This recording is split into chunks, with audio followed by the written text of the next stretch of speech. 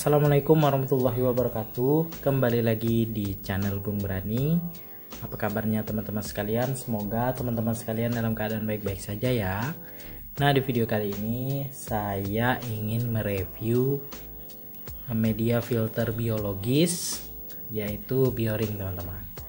Nah, di sini selain saya mereview media filter biologis Bioring, saya akan menjelaskan kepada teman-teman bagaimana penggunaan dari media filter biologis berupa Bioring ini. Nah, mungkin para pemula ya banyak yang salah dalam penggunaan media filter berupa Bioring ini, teman-teman.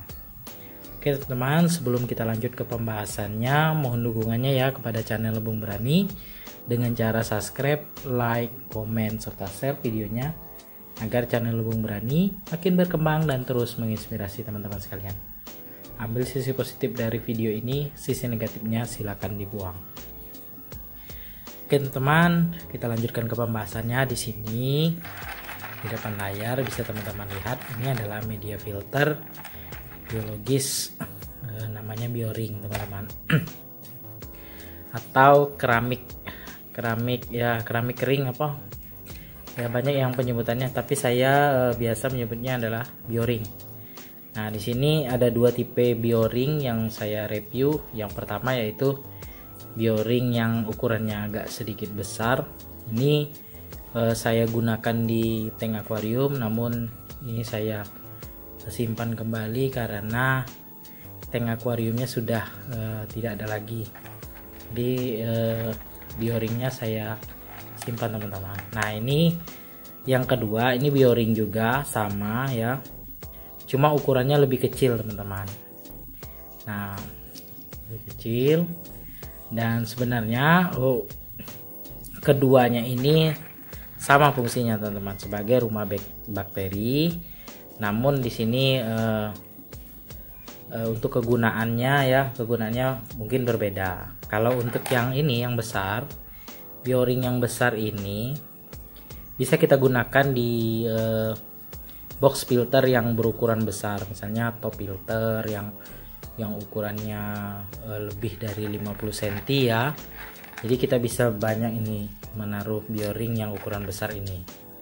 Nah, kalau untuk yang ukuran kecil ini ya, ini yang baru nih, teman-teman ya. Selama saya beli Bioring ini, biasanya saya beli yang seperti ini, yang besar-besar seperti ini. Tapi entah kenapa saya pesan di online, ternyata yang datang seperti ini, teman-teman. Nah, ini kecil-kecil ini. Nah, sebenarnya yang kecil ini bagus juga, teman-teman. Sama saja fungsinya, cuman ukurannya saja ya.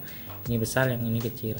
Yang kecil ini bisa kita gunakan di top filter yang standar, teman-teman ya. Standar yang biasa kita beli di toko online maupun di toko akuarium nih ya.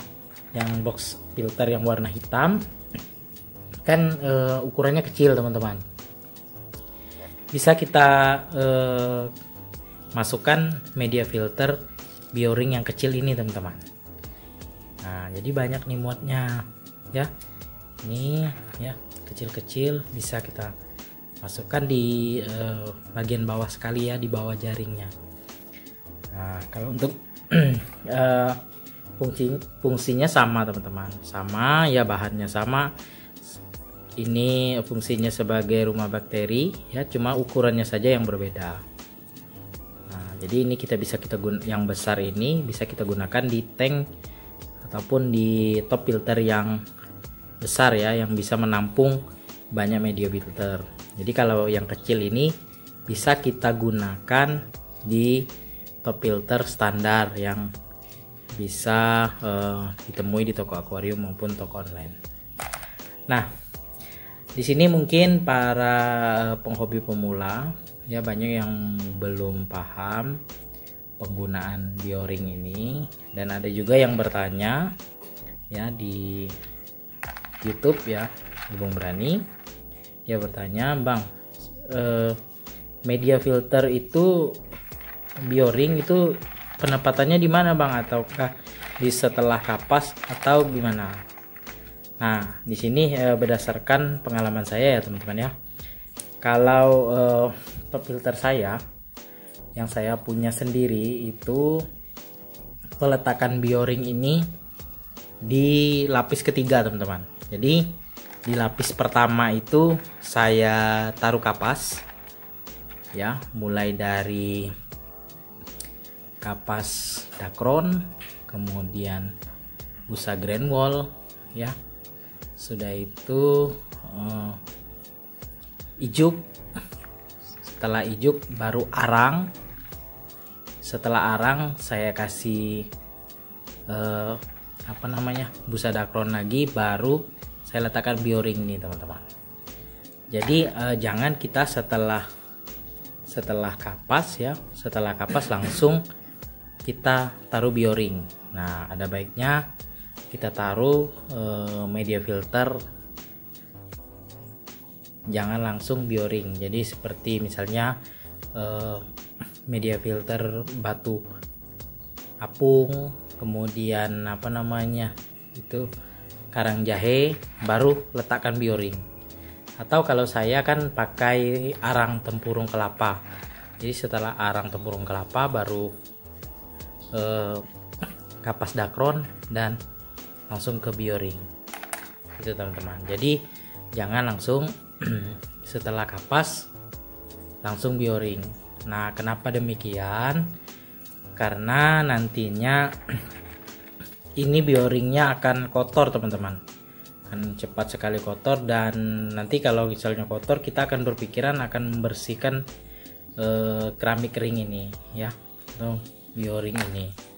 Jadi ada baiknya kalau misalnya menggunakan top filter kaca yang panjang, misalnya di chamber pertama itu mekanis ya, misalnya busa biofoam yang warna hitam, kemudian grand wall, jack mat, kemudian juga kapas Dacron. Kemudian di chamber kedua bisa taruh batu apung, batu zeolit, kemudian karang jahe, atau arang ya,